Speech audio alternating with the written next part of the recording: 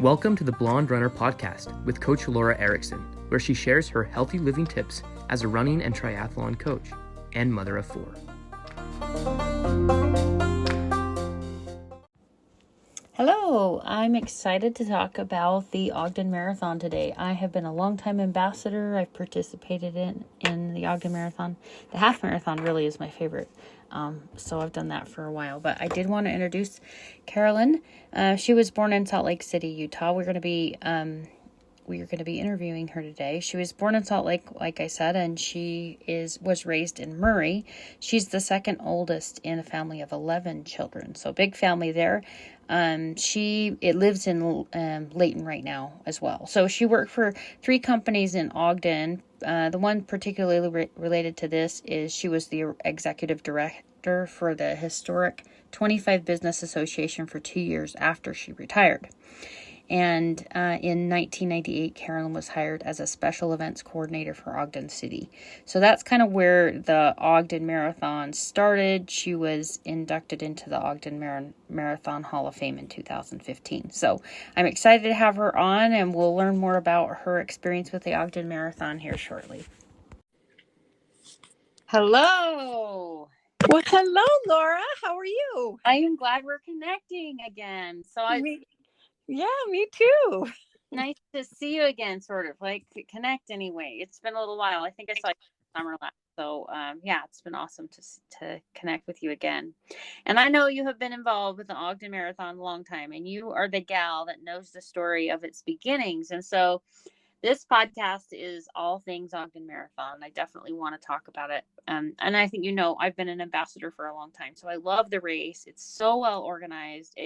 We get people from all over the world to do it. So tell us your hand in it and your experience when it started. Well, it started, our first race was in 2001, but in September of 2000, I was the event coordinator for Ogden City, and Mayor Godfrey called me into his office, and he said he wanted to have a marathon. And I was just kind of like, okay. And he had a map there where he had actually designed the course. So I checked out the map and I said, well, we're going to need some permits in order to do this. So let me apply for the permits and see what happens. And I thought, there is no way we will ever get approval from Forest Service, BLM, Highway Patrol, Weber County. It just seemed too overwhelming. But I applied for the permits, and this was in September. So about the 3rd week of January in 2001, we got our final permit. So I went to the mayor and I said, hey, we got our permits, so let's plan for next year. And he said, no, I want to do it on Cinco de Mayo this year. Okay. I said, Mayor, that's only 4.5 months away. Mm-hmm. And he said, well, bigger things than this have been pulled off in less time, so just do it. So needless to say, I about had a nervous breakdown. That's a lot. I had no idea what to do. And I called upon Brian Green, who was, he had taken over my position as the director of the Corporate Sports Challenge. So I just, the mayor had said he got approval for $5,000 from the city council, which is a drop in the bucket. Mm-hmm. Anyway, so I called Brian and I said, hey, how would you like to put on a marathon? And he goes, well, I said, I'll give you $5,000 and you can keep anything that you make. So together we did it. It was pretty crazy that first year. And we actually added the marathon relay because we thought we could get more money, having several people on a team. And we made every relay team provide a volunteer.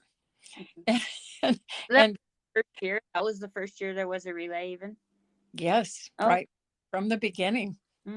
I did not realize it was from the beginning. I don't think you see that commonly in other places, which is somewhat unique for Ogden. So that they have that. Yeah, the logistics, are pretty tough when you figure that you've got to have buses at each of the relay exchange point. You've got to transport people up to those points, and you've got to transport people down to the finish line from those points. Mm-hmm. So how many people were at that first year? Do you remember? I believe it was about 620. Oh, That kind of sticks in my mind. So we were proud of that. yeah. Wasn't this a race that was taken over that was the first year you guys took it? Wasn't it from like another company offered it and then you kind of took over? Nope. Oh, okay. So you guys actually started it from the beginning. We started it from the very beginning. We learned a lot along the way. That is for sure. It's been a long time since obviously it's a well-known event, well done event, and it's been around for a long time. That's usually a good indication of a race. So kind of tell me more about like how did it grow over the years and what. So Brian was the race director for the first I think 5 years, maybe four, but 4 or 5 years. I'm not really sure.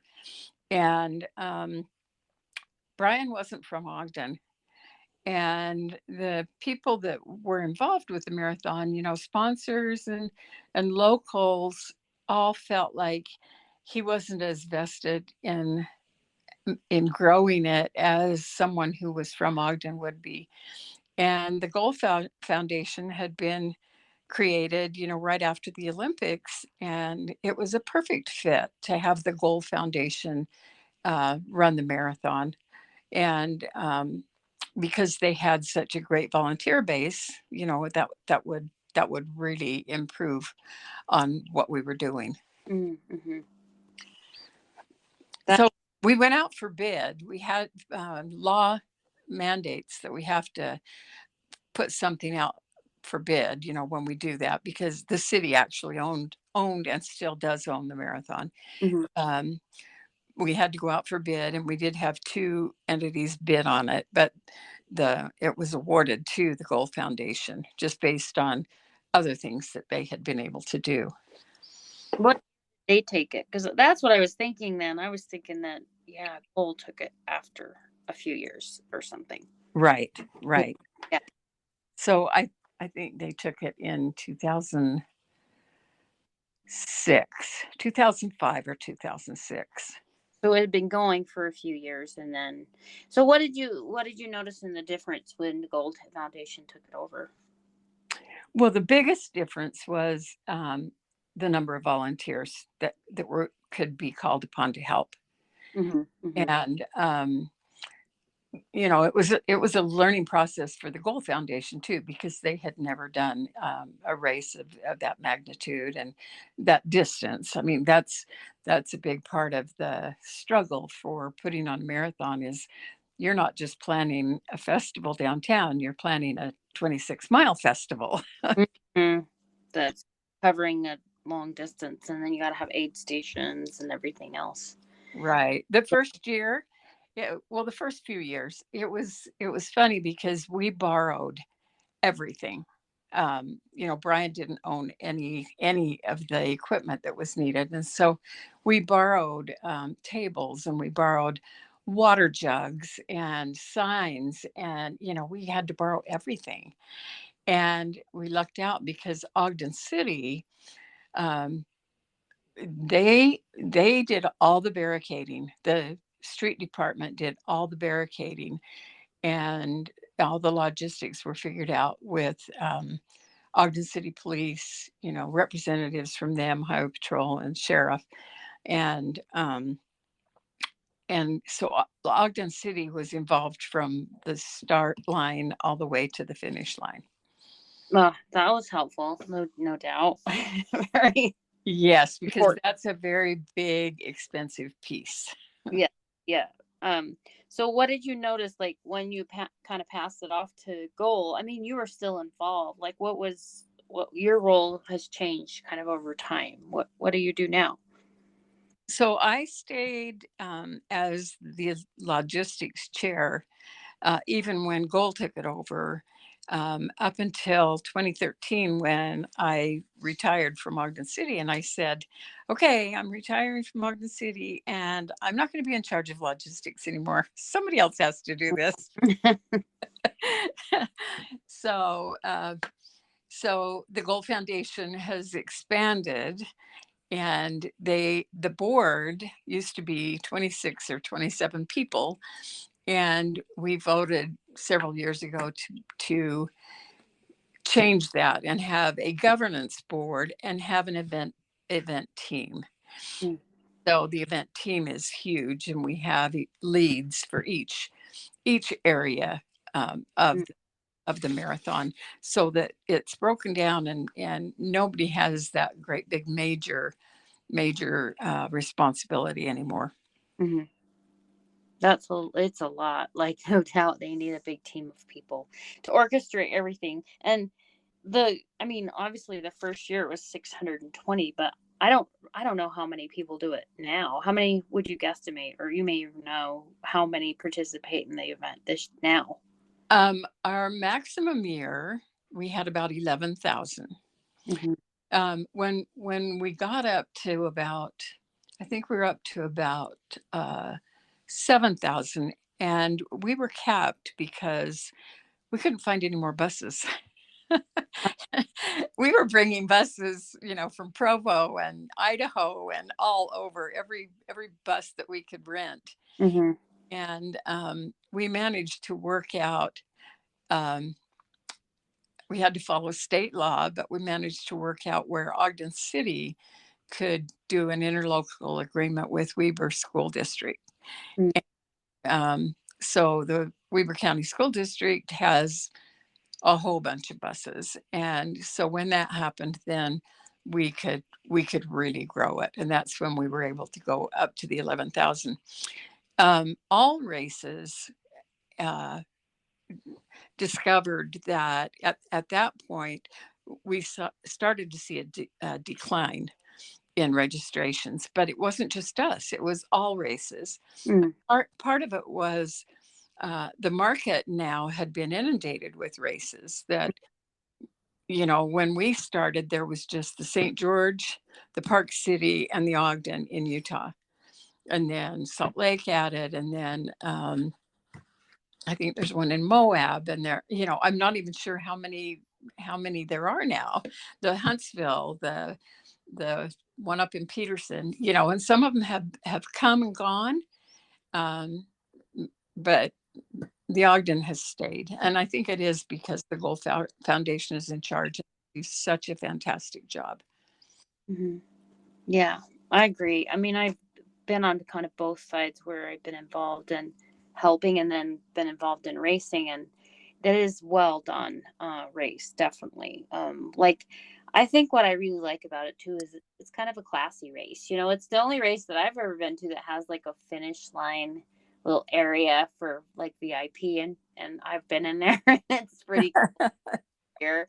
And I know that's where we met. That's where I got connected with you and learned about the race a little bit. So believe that's still your role, is to help with that. Maybe you can explain that to people listening and that don't know what I'm talking about. But. So we decided to there's a tent at the finish line that is called the Lounge on the Line. And it is for VIPs and sponsors. And we serve breakfast and we serve lunch, and they have front row to cheer on the finishers, right there at the finish line. And it's kind of a special place.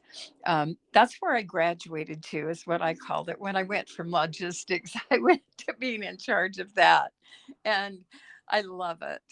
And so I do that. I'm in charge of that tent, and I set it up. I work with the caterer and just monitor what goes on in there during the day. And then I'm also in charge of the Hall of Fame, and I help with the legacy dinner. So Yeah. So these are all just neat. I think really kind of that's why I think this is such a great race, because like not only is the race well done, but then there's all these little extras. So you guys really take care of the runners. Like the legacy dinner is really neat because it honors those people that have been involved in this race. And I think there are several that have actually run it every single year, that has been done, which is pretty neat, I think. And to honor those people with that legacy dinner is really cool thing to do. Um, and I think it becomes a tradition for people, especially these good races.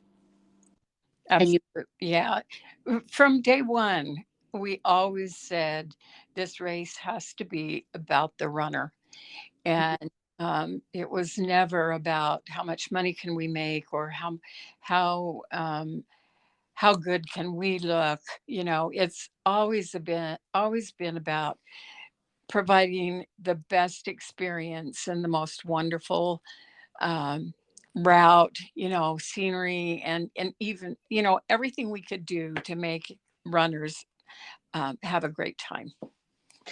let's talk about the route, because this is one of my favorite routes. And I would think this is probably one of the things I hear most often when I talk to other people is how beautiful the route is, especially when you get to the half marathon and you go down the canyon. It's gorgeous. So tell me about like the progress of the route hasn't always been the same, right? Um, it almost has been the same. We did in the beginning. We had to add, I don't know, a few 100 feet to get it to 26.2 miles. And so we did kind of an extra little loop at Dinosaur Park or around Dinosaur, Oh, not Dinosaur Park, Big D Park, right above Dinosaur Park. yeah. Uh, did a little extra loop there.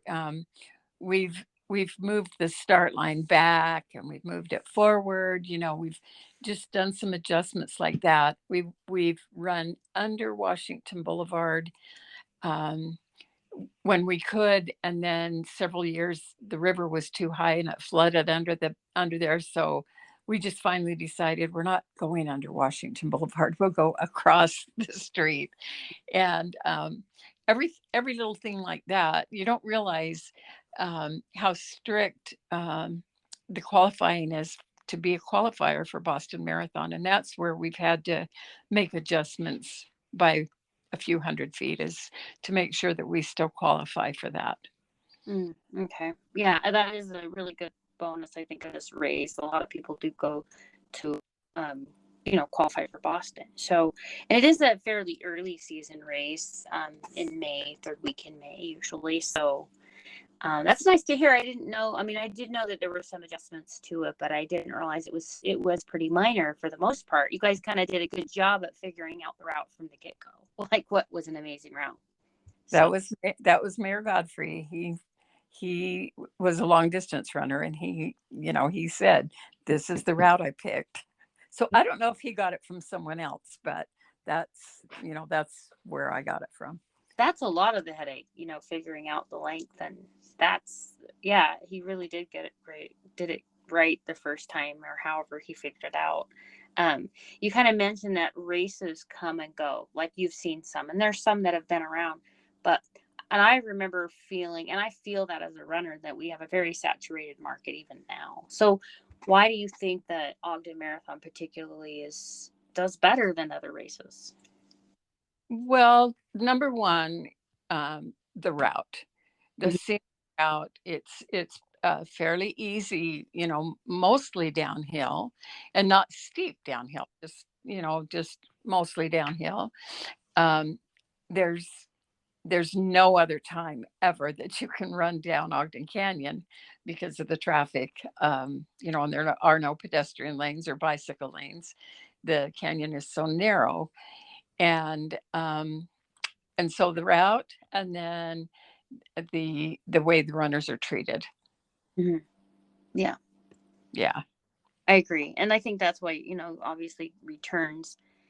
It's nice when everything is just so polished and you sense that. Like I mean, I've kind of been on the back end of like producing things like this, and not to this magnitude, but like I don't think people realize how much really goes into it to orchestrate it so it goes so smoothly and it starts on time and it goes where it needs to go, and you accommodate for that many people. And then, you know, one of the things that I hear too is people, you can't control the weather, but weather is something that's kind of been, I don't know, it hasn't always worked out for this race to have the best weather, but it's even harder for the volunteers to be out there, but it still manages to do well, even with bad temperatures and bad weather.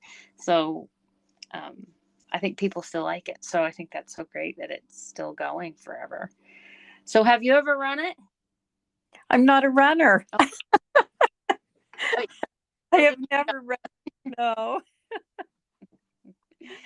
That was the other thing when the mayor asked me to do put on a marathon. I was like, oh my gosh, I've never been to a marathon. I have no idea.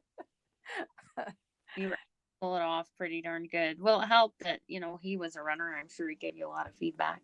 But you do other hobbies. I know your intro mentioned that you do oil painting and needlework, gardening, all types of crafts. Tell us a little bit more about you as a person.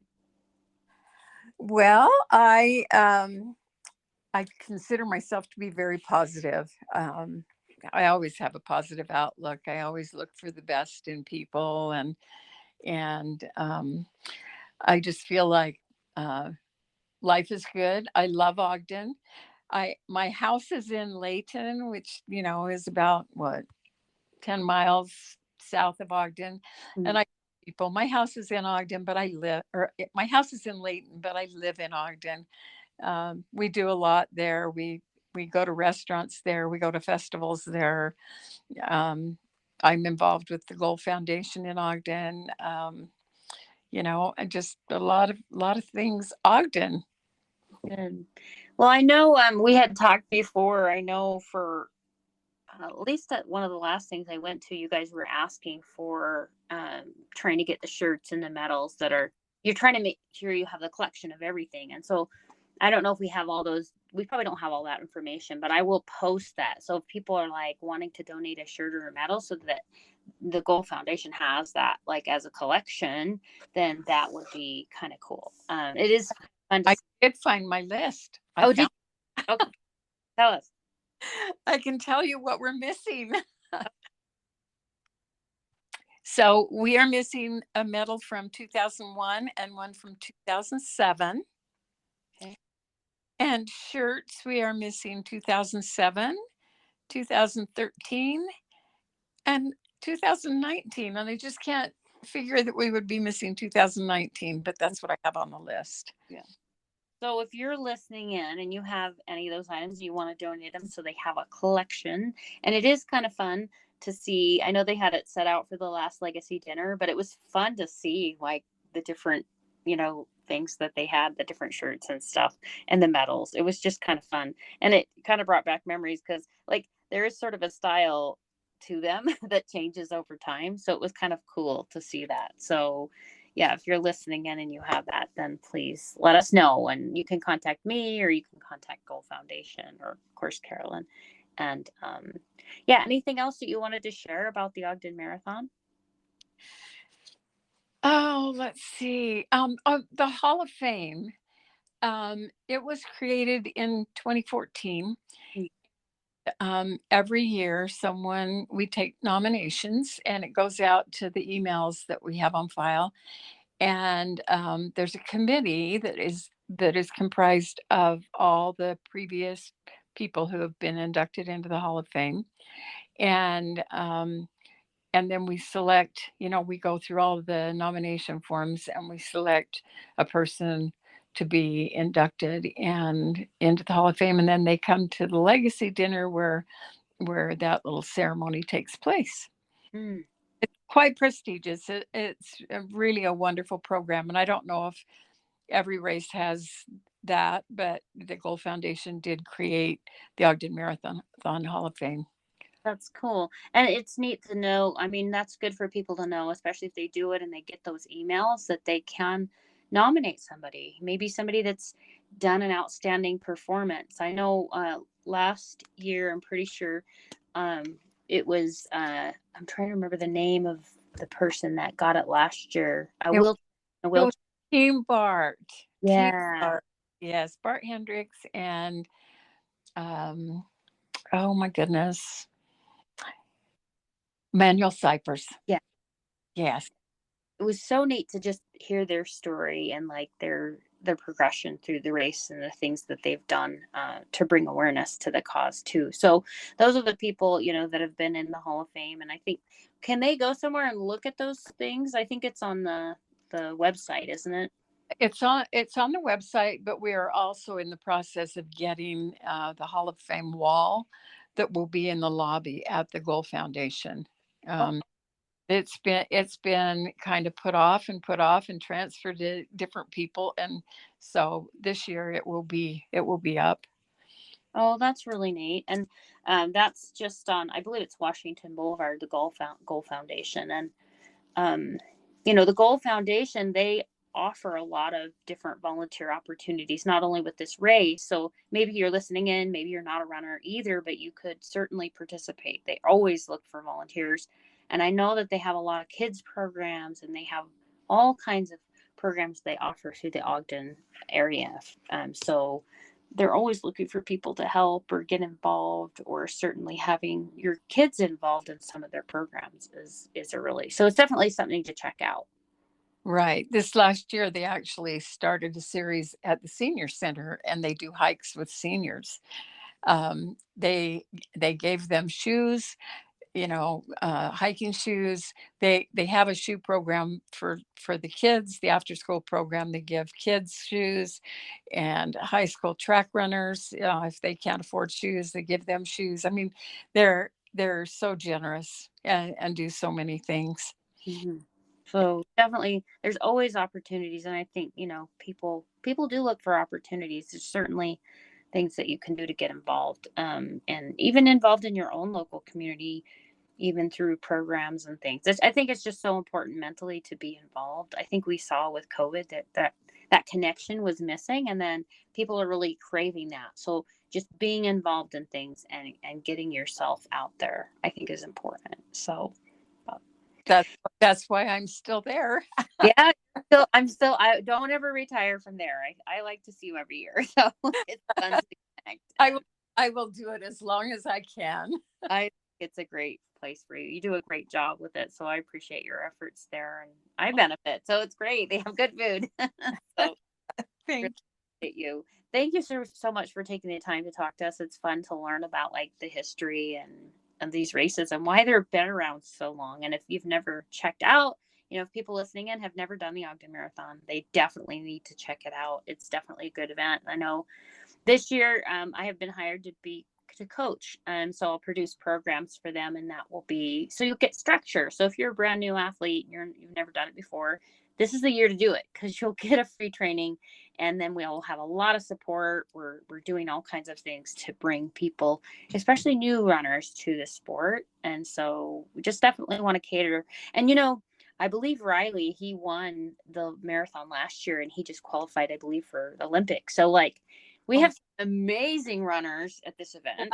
Oh, wow. Yeah. So one thing on the Hall of Fame, on the nominations, you can nominate anybody. It doesn't need to be a runner. Uh, Oh, Anybody that is, that you feel is a real advocate for running in general or for the Ogden Marathon. Yeah. that's really great. And because, you know, there are people that are like volunteer for it every year too. So, I mean, it could be a volunteer that offers their time every year, and that's a good, but Uh, well, thank you again for your time. I really appreciate it. And yeah, I'll see you again. all righty. Okay. Don't forget this the winter training series. Oh, absolutely. Winter training series. And we'll definitely have some codes below. You guys can sign up with discounts. And yeah, that'll be starting. So in February. So we'll definitely talk about that more. So thanks again. Appreciate you. Okay. Thank you. See you soon. Bye bye.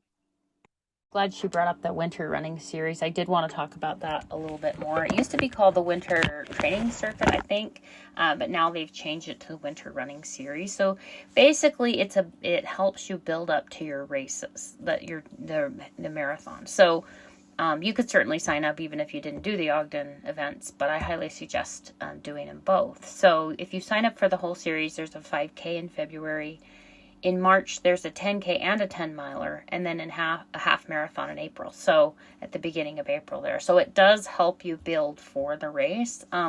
As I mentioned, I have been hired to create the training programs for this. And so that is something that you get. It's kind of a benefit of signing up for the Ogden Marathon. Or we are going to give priority for an upgrade if you're wanting more individualized help. That if you sign up for Winter Running Series, you do get a priority in that because there's limited spots. So if you're interested in that or you want more information, certainly let me know. And as I mentioned, I do have a discount code for the Winter Running Series, which is Run Blonde. If you use that all caps with an E, you can save $10 on the whole series. And then also that same discount code works for the half marathon or marathon for Ogden. I have a little bit different code. It's Run Blonde 5K, 12K if you want to get involved in the shorter races. So they do offer a new 12K. It was new last year, and they're going to be doing that again, which is about a 7.5 mile race. So kind of cool distance. Anyway, I hope you get involved. And if you have any questions, please let me know. The program that I'm offering is an 18-week training plan. So if you're not sure, if you're a beginner, it is definitely a great race to get involved with so you can get some of that guidance to help you. So appreciate you listening in. And until next time, live well. Thank you for joining me for this episode of the Healthy Living Podcast.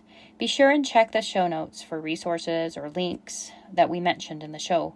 You can also find them on my website at blonderunner.com. BLONDERUNNER.com. You can also find me on Instagram at The Blonde Runner with an E and Coach Laura Erickson, and that's LORA. Before you forget, I hope that you will follow this podcast and like it so you don't miss an episode. Also, it really helps if you leave a review so other people can find it, and share it with your friends. Until next time, live well.